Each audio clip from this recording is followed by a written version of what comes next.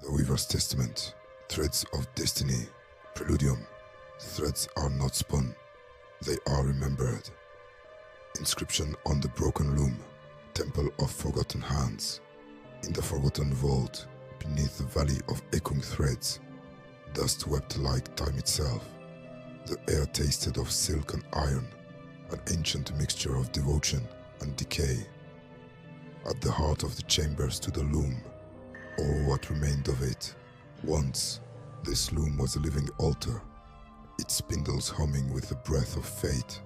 Now it sat broken, strands of thread hanging like spiderwebs soaked in blood. Each string shimmered faintly, flickering like dying stars.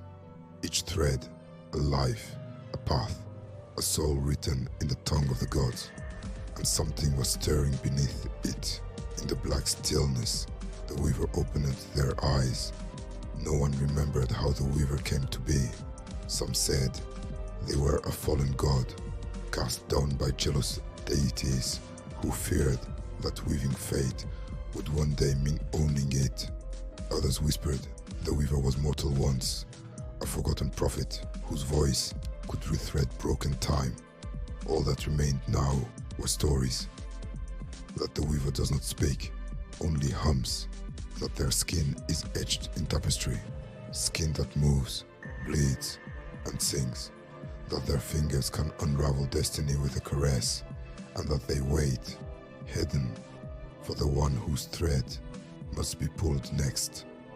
On the night of the twin eclipse, when both moons bled over the shattered lands, the loom shimmered again, a strand twisted. It had been dormant since the fall of Metropolis 10, since the dreaming seal was broken, since names once sealed in myth returned to stalk the living. But now, a new strand danced. It burned with iridescent fire, silver and violet and ash. It was not just a new life. It was a change.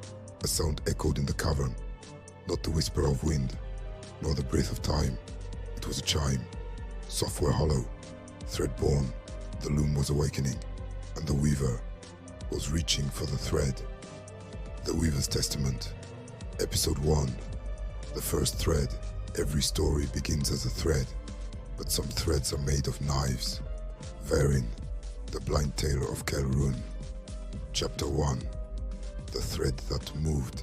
It began, as most tales do, in silence, deep within the flame-laced mountain of the charred spires, where the molten rivers whispered lullabies to ancient stone.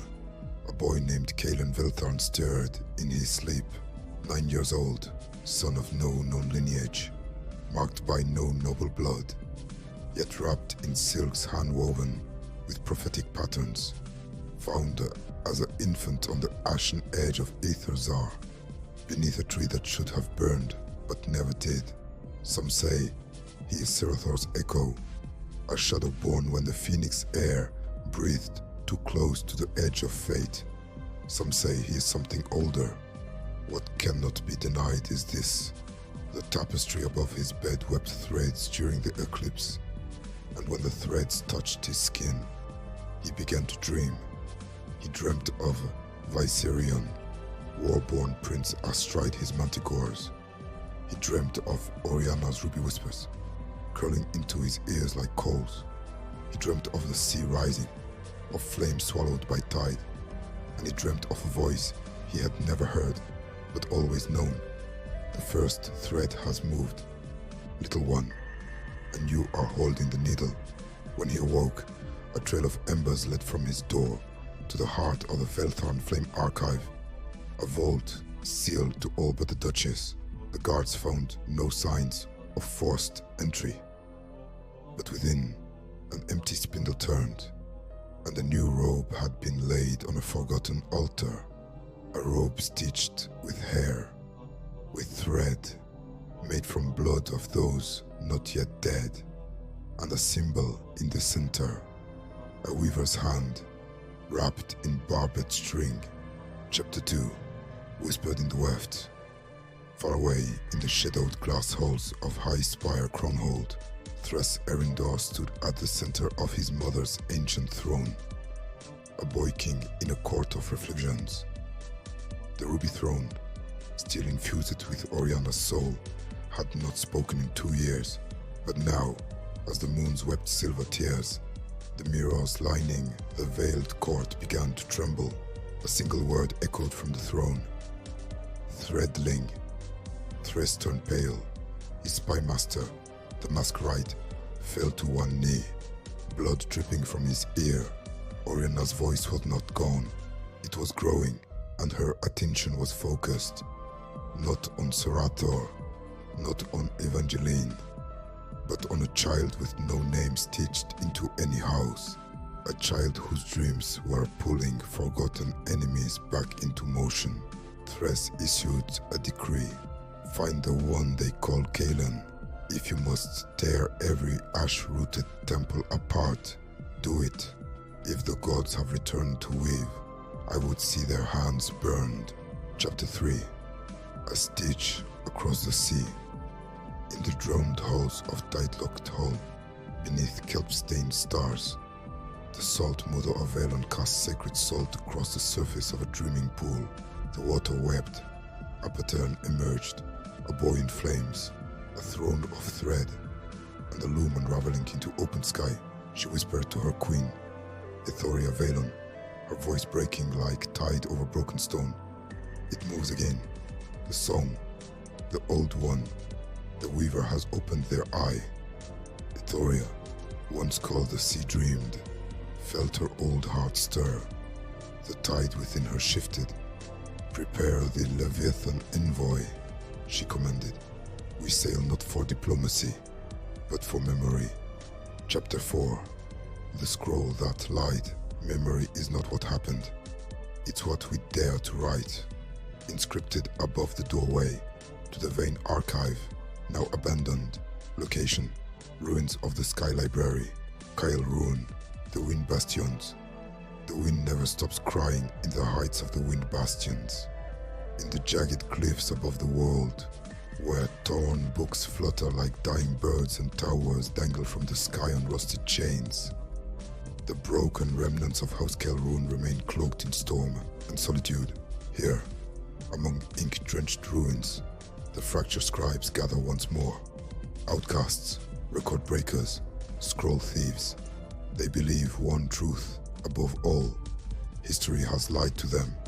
And now, at the edge of ruin, they whisper of the boy, Kaelan, the Threadling. They call him the Archivist Returned. Sabrina Kaelrune, once a scion of her house, exiled for rewriting battle hymns as cautionary tales, now returns under moonless skies. Her eyes flicker with electric blue runes. The price she paid for peering too deep into the vein deep, where the laws of narrative unravel. She kneels before the last scroll, a page that changes daily. Today, it reads, The boy awakens. The truth bleeds. Stitch him into your heart, or he will cut you from time. Sabrine shudders, not from fear, but from recognition. He's the one we buried, she whispers, and now he walks. Bind her, her brother Viren, the one-eyed inkblade duelist, nods grimly. Then it is time we steal the thread, before the world weaves him into something monstrous. Location shift, beneath a flame. Gardens of Aether Zar Kaelan stands alone before the flame tree, the one that never burns. Ash falls gently around him, like snow. From the ground, a flame thread unspools, wrapping around his fingers. It hums with an old song. He hums it back. The tree answers. They want to turn you into myth, but you are already more. You are the cut, the beginning of unraveling. Are you ready, little Stitch? Kaelan says nothing, but the thread tightens around his wrist. Far above, the clouds split. Something is coming. Not war, not peace. Correction. Chapter 5. The Loom of Lies. A tapestry speaks the loudest, where the threads have been cut. Whispered saying among the veiled hands of House Erindor location. Cracked skybridge to Kael runes, lower vaults. The wind howls through the shattered skybridge. Like a serpent mourning its own skin, 3 figures move across it, hooded, silent, robes threaded with silver bloodvine. They are veiled hands, with the deadliest agents of House Erindor, trained to walk the web of deceit with dagger and silence. Their target, a relic beneath the ruins of Kael Ruin. Their true mission, to intercept the fractured scribes before they reach Kaelan. The leader, Virelin the Pale, glides across broken stone, like a shadow stitched into the world. His veil is ink-dyed, his blade curved like a blood crescent. At his side, Solethra, the mirror-faced empath, watches with empty eyes that show the observer's face, not her own. Third, a younger agent named Darius, breathes faster than the others. "He's just a boy," Darius whispers. Virelin never turns. That's what they said about the Black Phoenix too. And so they descend. Cut 2. Inside the vault of Nemogrith, Calruin's memory core. Sabrina and Viren move cautiously through holes where walls weep ink. The air is thick with unspoken truths. On one pedestal, a scroll bleeds. On another, a mirror cracks as you pass. The lost memory shard waits in a glass casket pulsing with violet light. It contains a recording of the unwritten war, a battle that never happened, yet scars every prophecy. "We extract it," Sabrina says, "and maybe we rewrite the war before it begins. Or we become its spark," Varen growls. But they don't get the chance to choose. The veiled hands arrive in silence. "Surrender the shard," Virelin commands. "Let truth rot with dignity." "You don't get to decide truth anymore," Sabrina answers and draws her rune blade. The vault explodes in motion. Steel, ink, and memory clashing across ages. Solethra's mask reflects Sabrina's rage. Darius hesitates. He sees not a traitor, but a survivor, trying to preserve what little truth remains. Varen screams a forgotten name, and the vault's scrolls ignite. The shard cracks. The room burns, but the truth escapes. Cut 2. The flame tree in ether. Zar Kaelan falls to his knees. The thread across his wrist flares to life. In the firelight, a new image begins to form on his skin. A scroll unraveling, revealing a crown made of names, not metal.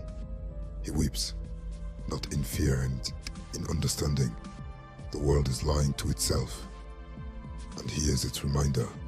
Chapter 6. The Weft and the War Color. When the tapestry frays, the Weft chooses a new hand. Ancient scripture etched into the bone looms beneath Charles Durham location. The edge of the Threadlands, Twilight Ravine. The sun no longer rises cleanly in this part of the world. It flickers like an old lantern, casting half shadows across the gnarled trees of the Threadlands, where even the birds do not sing. Amid twisting vines of gold-sick moss and skeletal ruins, a cloaked figure walks barefoot, bleeding softly with every step. Name, Rion Calvaith, the War Color. Role, the awakened Weft-bound. The earth does not resist his steps. It absorbs them, recognizes him. In his right hand, he carries no blade. In his left, the spindle staff of the first looms, carved from the remains of a god-touched willow, capped with a circle of woven brass. Silent until cold, he has been summoned by dream, not messenger. In his dreams, the loom of origin spoke. One thread has broken.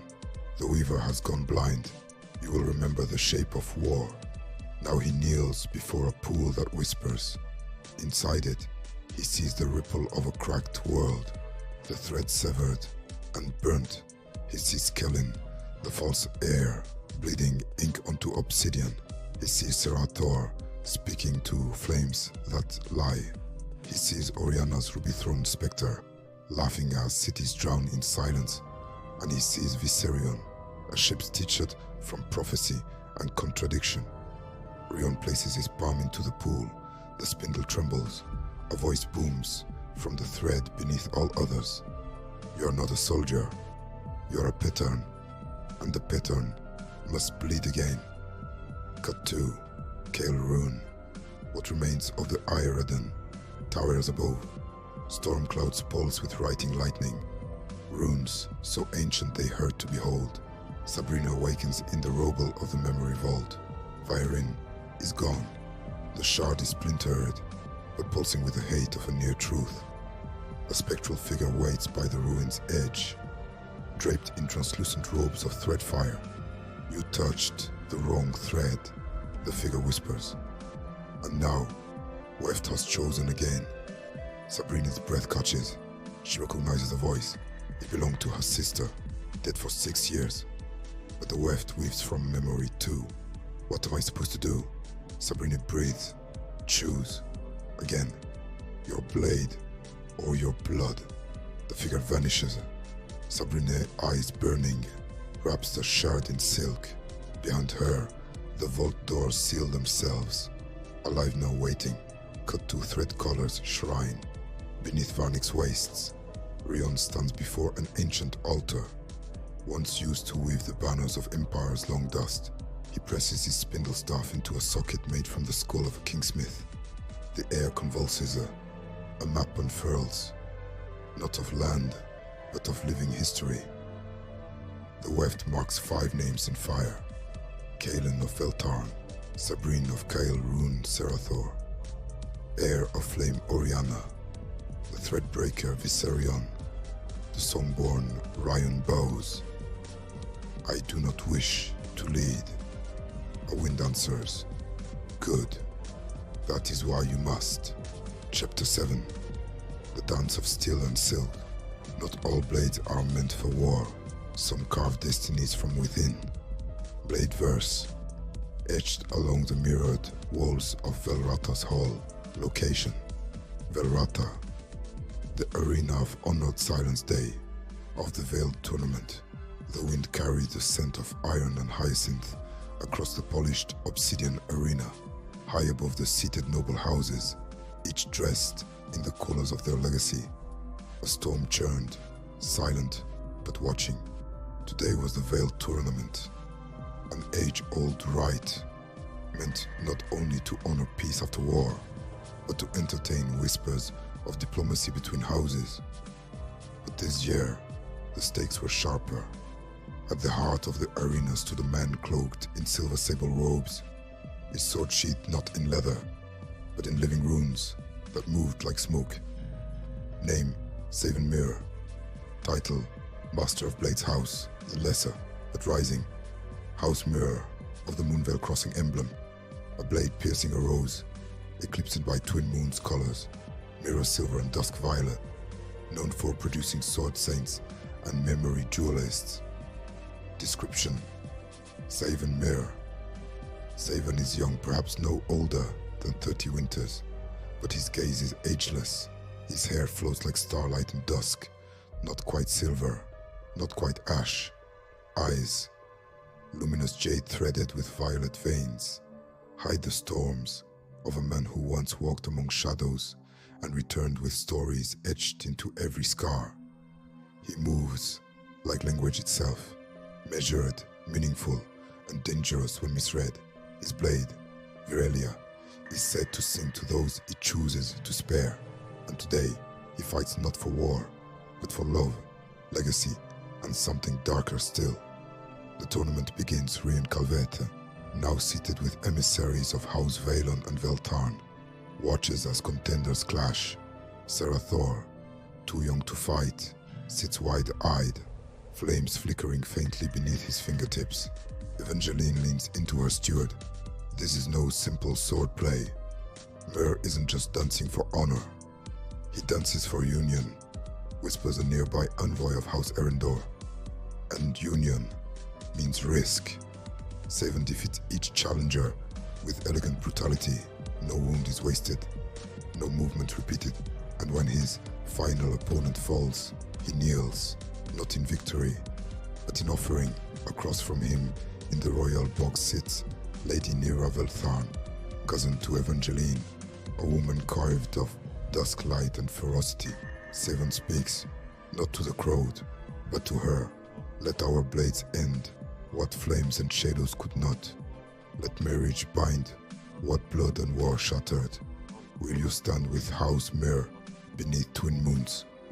A gasp ripples through the nobility. Nira stands. She says nothing, only draws her dagger and tosses it into the dirt between them. Then, let the gods be our witnesses. I will be your war and your peace. A week later, the wedding at Moonvale banners bloom. Peace feels possible. The ceremony is held beneath the celestial arbor, a sacred place where threads of prophecy and peace often entangle. Savan and Naira wear ceremonial garb lined with mirrored thread, symbolizing transparency and hidden danger alike. But as they speak their vows, as their lips meet and silence falls over gathered houses, the sky cracks, lightning strikes the arbor, a rift tears open across the heavens, and from it descends a shattered mask, burning with emerald fire. The mark of the shattered eye, a cult once thought extinct. Then, screams, steel, a hidden assassin lunges for Serathor. Savan, already moving, catches the blade mid-flight and redirects it. But it's not enough. Blood is drawn, not Serathor's, Nira's, chaos, and aftermath. As healers swarm, the crowd scatters. House Erindor denies involvement. The shattered eye is declared active once more. The wedding that should have sealed peace has opened a scar. But Naira survives, and in her pain, a new alliance is sealed. Not by ceremony, but by vengeance. Chapter 8, Embers and Echoes. Part 1. Beneath the flame, Serathor and the voice in the fire. Within the heart of Ithazar, the young heir Serathor stood barefoot on a glass balcony that overlooked the caldera gardens of the charred spires. Lava flowed like blood through stone-veined veins below, casting the entire chamber in a deep crimson glow. He had not slept. For nights now, the flame had whispered, not in words, but in asterisk meaning, in visions, in pulls that tightened around his soul like a forge smith's hammer. Why do you call me? Serathor whispered into the obsidian brazier, the one only he could ignite. The fire answered. It was not language, it was memory, it was fury, it was a face burned into time, an echo of a dragon that was never born but always dying.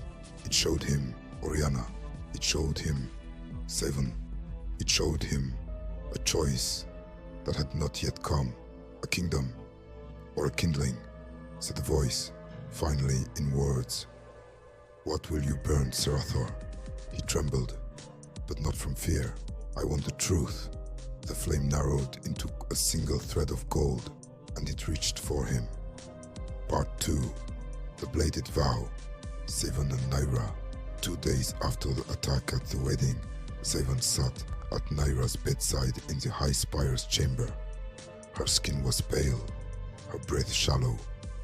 The dagger wound had been cursed. It was not healing, even with phoenix balm.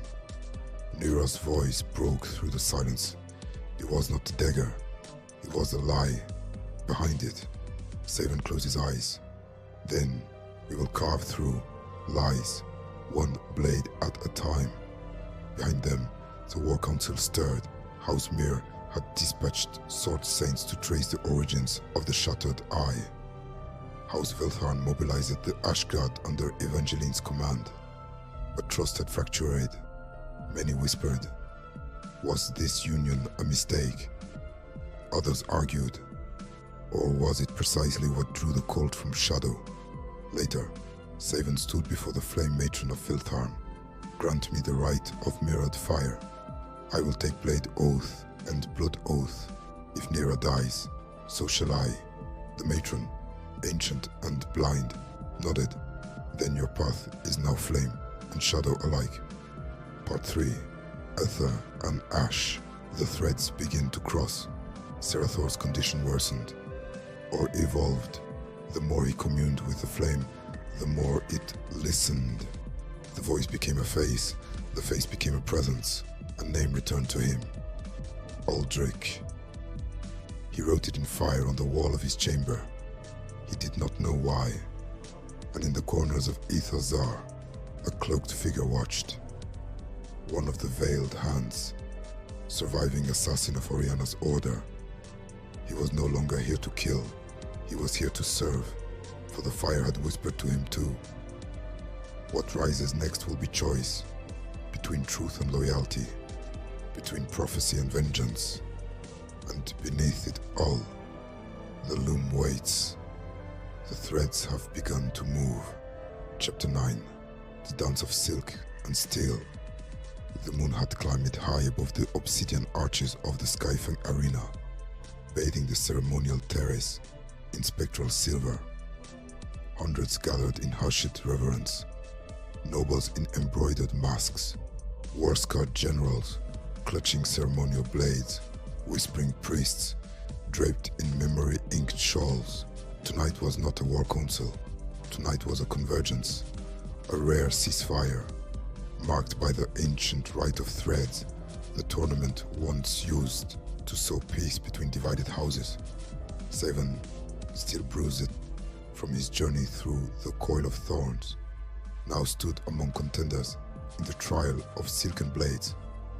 His crimson tunic shimmered in the firelight, bearing the entwined crest of House Veltharn and House Kael Ruun, an impossible union, yet a signal of hope.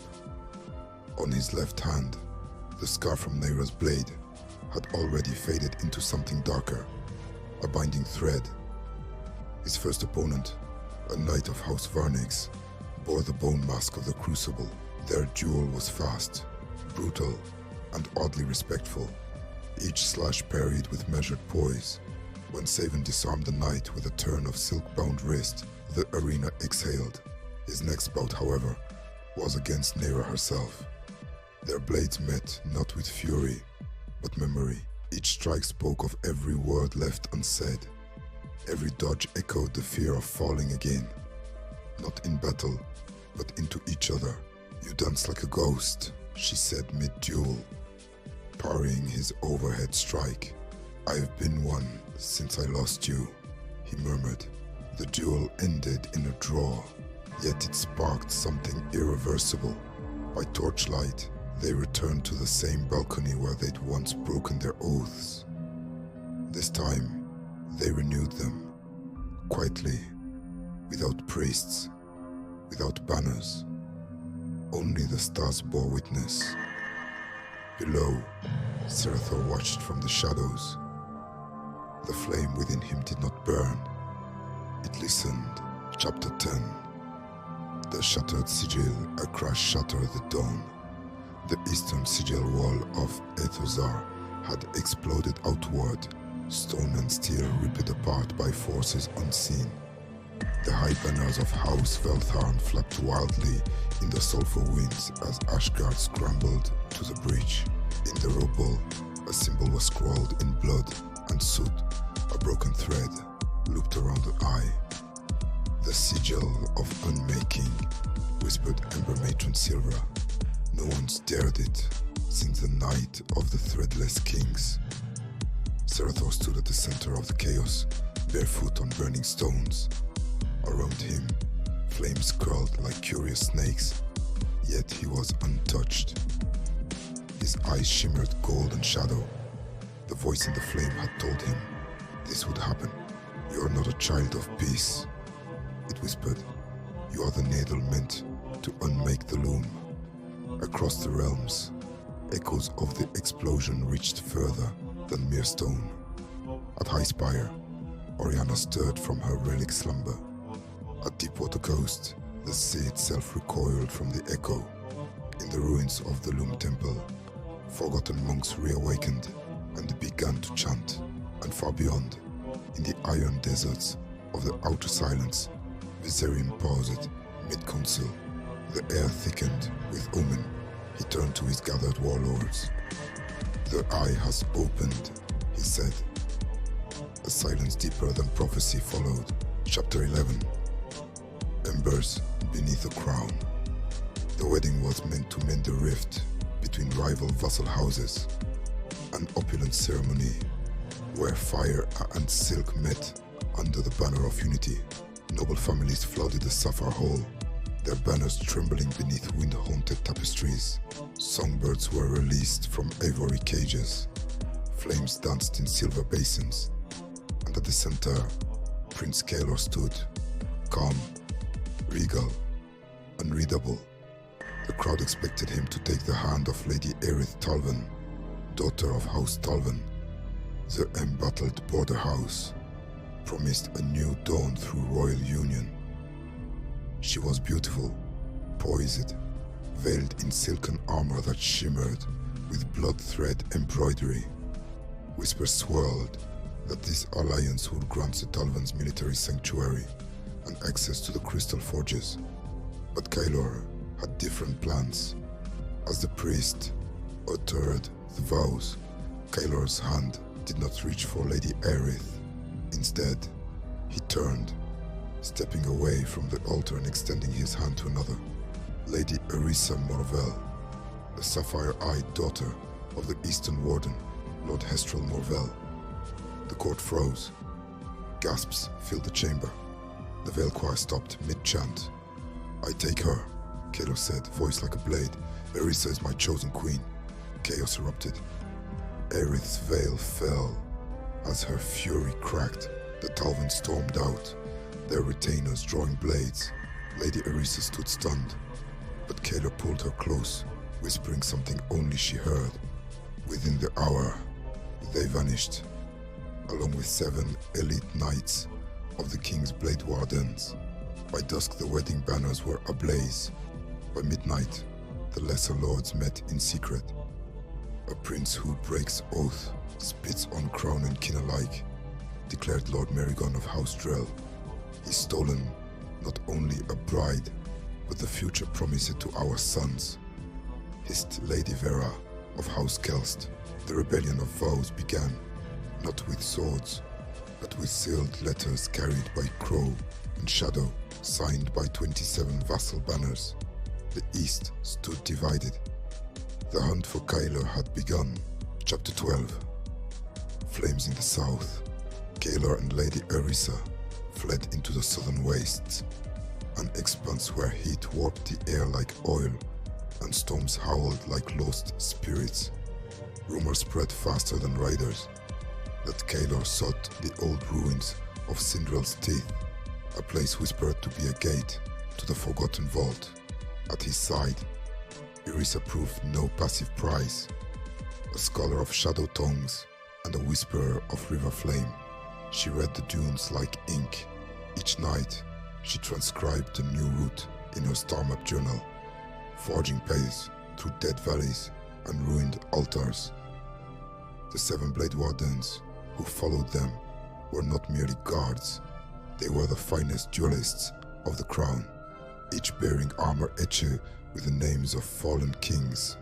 They vowed to protect Kaelor not as heir, but as king in shadow. As they disappeared deeper into the Red Barrens, the rebellion above festered. Lord Talvin marshaled his armies, and House Drell raised the iron standard of severance. But factions emerged. A secret southern conclave, the Banner of Dust, swore allegiance to Kaelor's rebellion of choice. They saw in him a breaker of blood chains, a future beyond the old feudal sins. In Metropolis X, fires burned again. The throne trembled, unoccupied. Lady Aerith returned not broken, but sharpened, assuming her house's command, aligning with the growing revolt. Back in the dunes, Kaelor gazed at the stars beside Erisa.